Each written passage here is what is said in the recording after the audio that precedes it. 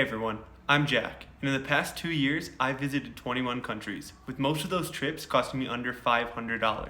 In this video, I'm going to teach you how you can too. First part about traveling on a budget is picking the destination based on the price rather than the other way around, which is how most people do it. If you instead start by choosing the destination based on the price, you can find a lot of affordable trips with really amazing places as well. One way that I like to start looking for where my next trip will be is by going on Skyscanner, searching by my home airport, and setting the destination to anywhere.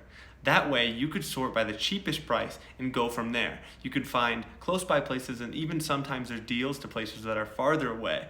But this gives you a good idea of where to travel to at certain times, baking in also the timing of the trip. The number one part about traveling on a budget is working in flexibility to your travels, whether that be on where you're going, how you're getting there, or anything in between. If you could be flexible, then you'll be able to get a lot more affordable travels. While I don't have children, I do have a job, so finding times to fit in travel can be difficult at times.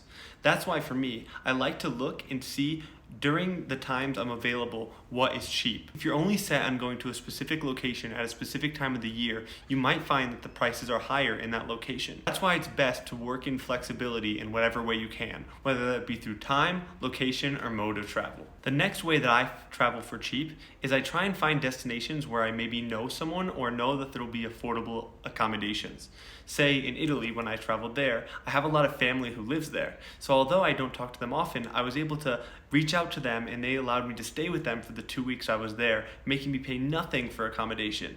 If you have people that you know around the world, or if you have friends, you might be able to stay with them and you'll save a ton of money on accommodations. In the same vein as picking places that have cheap flights there, you could also look into what are the average costs for accommodation in that country. Say if you're going to the US, then hotels often tend to be on the much higher side in the cities.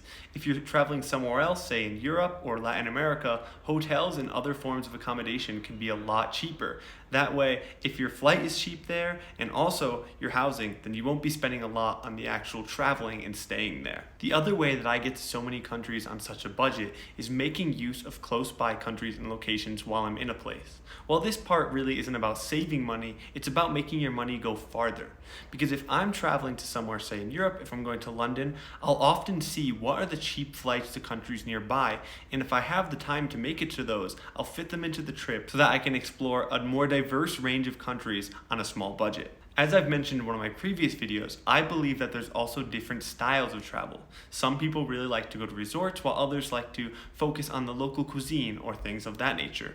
For me, I feel that I have a very local-centric travel style. I like to see what are the locals doing on their day-to-day life, and how can I integrate into that while I'm there? How can I see what it feels like to be part of their culture and their day-to-day life?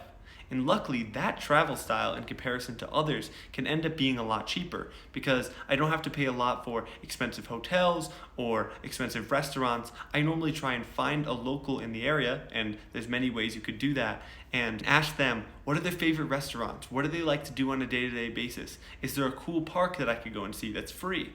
Often, if you're interested in learning about that place, you could find a lot of free or even cheap activities to do while you're in that country. However, if you have a more tourist-centered travel style, you're not completely out of luck. If you do some research on YouTube or Instagram or other sites, you can often encounter some places that will give discounts or even give you free entrance into certain excursions. For example, in Osaka, they were selling this pass called the Amazing Pass that if you bought it, you had 1 to 3 day access to a lot of excursions for free after buying the pass. And it ended up being way cheaper than if you were to buy all of those excursions yourself. Additionally, if you're a student, you could often seek out student discounts where you could find some of the excursions either online or at the place for a discounted price. Another way that you could save and help keep yourself below the 500 or 1000 mark is making sure not to pack too much.